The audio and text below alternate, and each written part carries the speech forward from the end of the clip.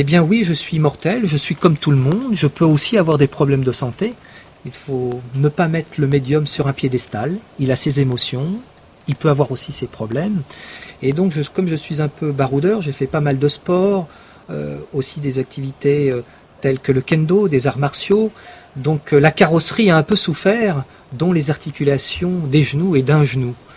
Et donc, dernièrement, au mois de janvier, eh bien, j'ai dû subir un premier examen que tu connais bien, qu'on appelle une arthroscopie du genou droit, parce que malheureusement, mon genou n'est pas en très bon état, et donc faire cet examen.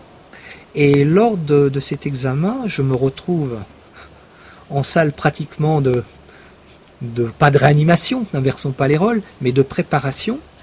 Donc on me descend de la chambre, on m'amène pratiquement au bloc, et là il y a une salle que tu connais bien, qu'on appelle une salle de réveil, et je vois des gens avec des monitorings, des médecins réanimateurs, monsieur, revenez à vous, on leur met même des tuyaux, j'ai vu, parce qu'il y en a même qui expectorent, et moi j'étais en attente derrière cette baie vitrée, et j'attends mon tour, et là j'assiste à quelque chose de bouleversant, de magnifique. Je m'aurais cru au 14 juillet, sauf que ce n'était pas le 14 juillet, c'était le mois de février.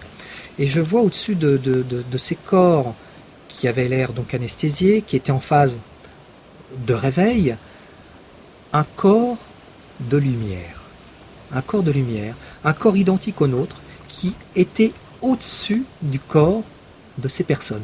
Alors ce qui était très curieux, c'est que ce corps était positionné à 10 cm, 20 cm, ou soit pratiquement au plafond, descendait, montait, descendait, se réincorporait. Et derrière la baie vitrée où j'étais un peu ennuyé parce que quand j'en voyais un qui était, si je peux me permettre, encore collé au plafond, j'avais envie de tapoter sur la glace en disant c'est pas la peine, il est encore là-haut. Il veut pas. C'est pas le moment. Et c'était très curieux de voir au moment où il y avait cette harmonie entre ce corps lumineux et ce corps vital qui réintégrait la structure physique, qu'au même moment il y avait un espèce de bip, je sais pas à quoi ça peut correspondre, un espèce de bip qui se faisait avec un grand pic. Et la personne tout sautait ou crachait, je disais ça y est, il a atterri, il est de retour à la maison. Et c'était assez surprenant, mais voilà une des anecdotes. Et donc ce jour-là, ça a été assez bouleversant, d'autant plus que je n'ai pas été opéré, donc c'était à cause malheureusement d'un problème par rapport au chirurgien. Donc on m'a remis une autre arthroscopie qui, elle, c'est relativement bien déroulé, et le chirurgien m'a dit, bah, écoutez monsieur le gars, là il faut aller au casse-pipe. Et donc au mois de février, il y avait eu cette arthroscopie, il me dit on va décider au mois de mai ou au mois de juin. Et donc là ces derniers temps, au mois de juillet, il me dit il faut y aller. Donc je suis hospitalisé, rien de paranormal là-dessus. Et puis le matin, on me donne un petit comprimé pour me mettre un peu dans les vapes. Puis j'arrive au bloc et je vois un de tes confrères, le docteur Benayoun,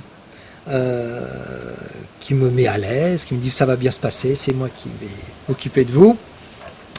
Et il me dit mais qu'est-ce que vous faites dans la vie? Je dis c'est peut-être pas le moment qu'il me pose cette question-là. Ben, je dis je suis magnétiseur naturopathe, et puis je vois un peu des choses un peu bizarres. Elle me dit oui, vous êtes médium. Et là, surpris, je dis oui, j'avais plus rien à perdre, j'allais m'endormir. Tu vois, ça avance dans la connaissance des médecins quand même. Voilà. Et j'ai la surprise de m'entendre, ah c'est super. Tu vois, ma femme fait de la réflexologie et moi je suis ouvert sur ça. Du reste, il a eu quelques démêlés avec l'ordre des médecins parce que touchons le magnétisme, la radiesthésie, mais il dit ça s'est arrangé finalement. Et donc ils me disent ah bah écoutez, il faudra qu'on en parle. Et je me permets de dire bah écoutez, vous pourrez surtout en parler avec un de mes copains, il s'appelle le docteur Charbonnier. Il te connaît de nom et de réputation. Et puis il me dit bon bah vous allez me donner le bras, et à ce moment-là, je précise bien avant d'être piqué, j'ai une sensation au niveau de la tête comme si tout mon sang arrivait à la tête, si toute ma conscience se concentrait à la tête, comme si j'étais aspiré par la tête, et à un endroit précis qui est la frontanelle. Et là, je me sens partir. Je me sens partir et je tombe inconscient.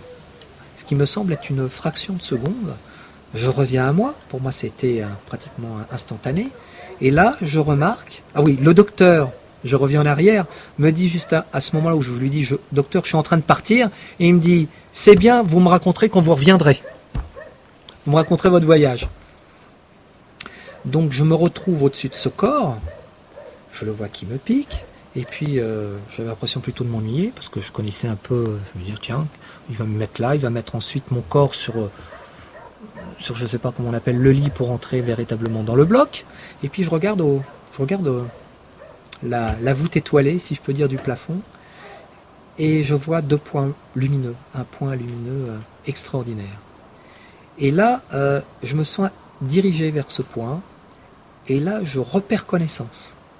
Et quand je reprends connaissance, je suis dans une espèce de boyau, dans une espèce d'entonnoir, de tunnel, et ça va très très très très très vite. Et je suis que de la conscience. Je suis conscient, je suis vivant, et je baisse la tête, et je remarque que j'ai un corps de lumière, tout lumineux. Et ça va vite, ça va vite, ça va vite. Et à un moment donné,